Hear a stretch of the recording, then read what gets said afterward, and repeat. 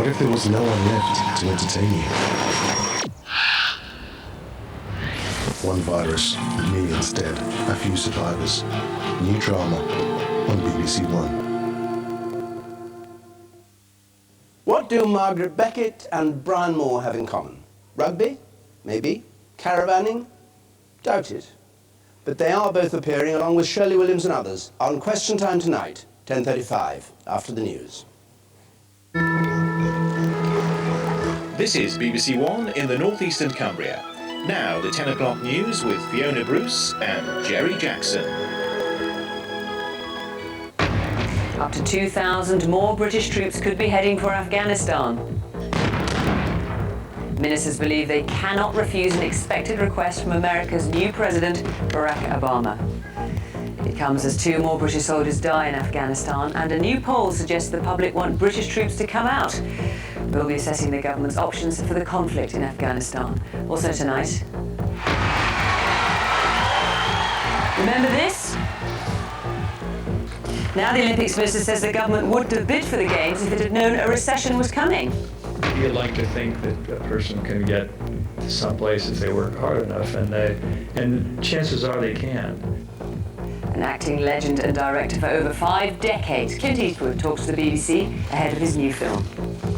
And here in our region tonight, thousands of pounds in compensation for a policeman who blew the whistle on his workmates. And the elderly woman killed by a car just hours after calls for tighter speed restrictions in her village.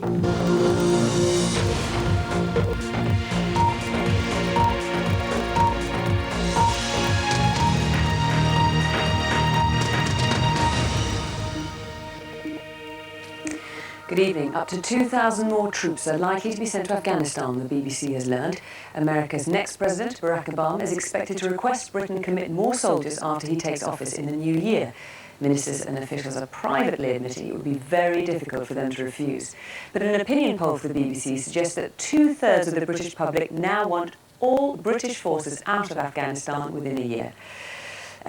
2 Royal Marines have been killed in the latest attack when their vehicle was struck by an explosive device. Their families have been informed. Here's our diplomatic correspondent, James Robbins.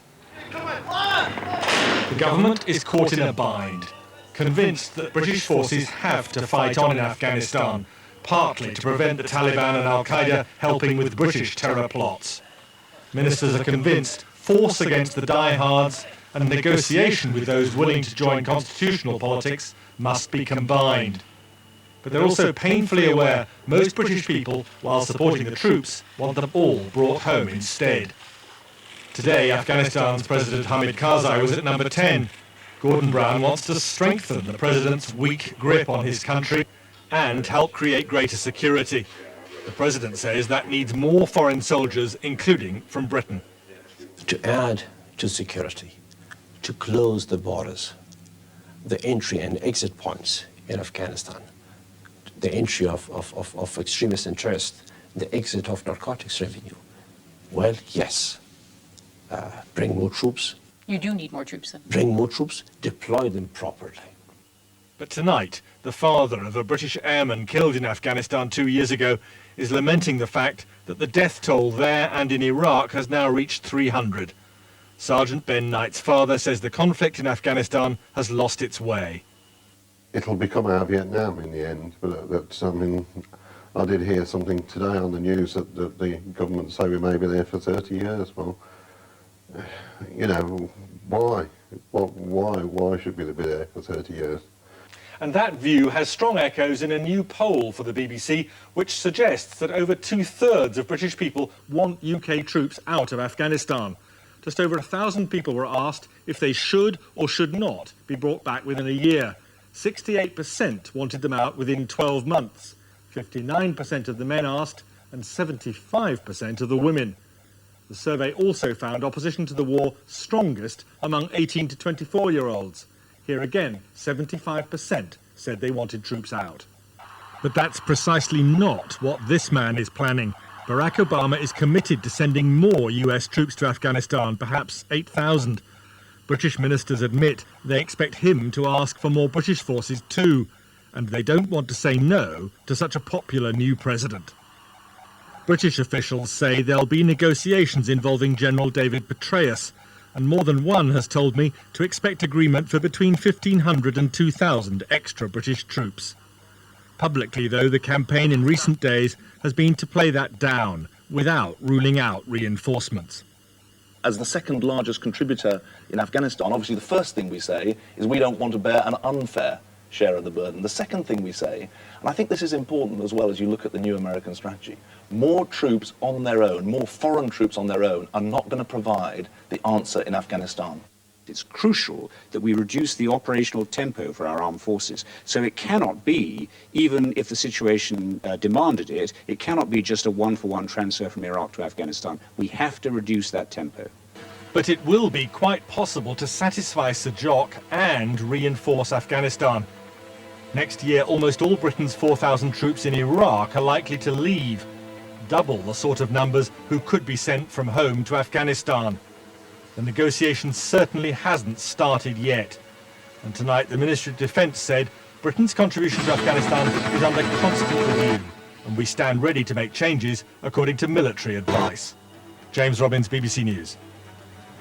Well, tonight Gordon Brown is in New York for talks on the eve of the Global Economic Summit that begins there tomorrow. Our political editor Nick Robinson is there too. And Nick, President-elect Obama has made it clear he wants to see more troops in Afghanistan, and that could put Gordon Brown in a rather difficult position.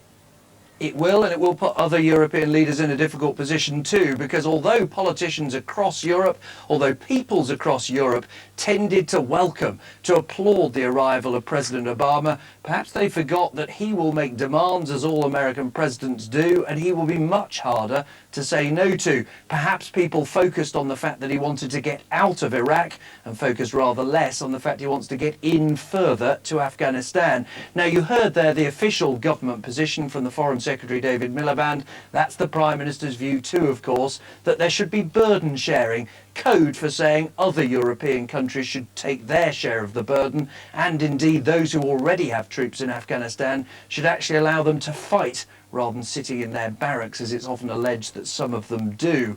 But there will be many conferences, as there have been before, where that point is made, and yet those European countries don't change their plans. Now, there's no plan to meet President Obama here for Gordon Brown, or indeed for the other 19 leaders who are coming to this summit, but this story is a warning that the world is changing, and not always in a way that is easy for British politicians. Nick Robinson, thank you. A 3-month-old baby and a toddler have been found stabbed to death in their home in Manchester. Their 21-year-old mother has been arrested on suspicion of murder and sectioned under the Mental Health Act. Social Services said their mother was known to them, but the children were not on the Child Protection Register. Chris Buckler reports from Manchester.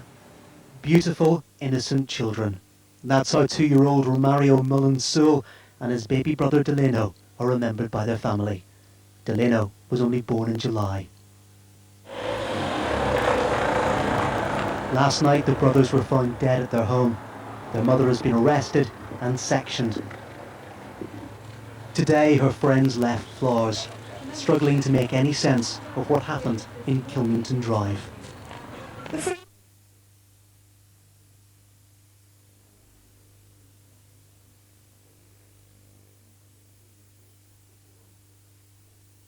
Squeeze until the pips squeak.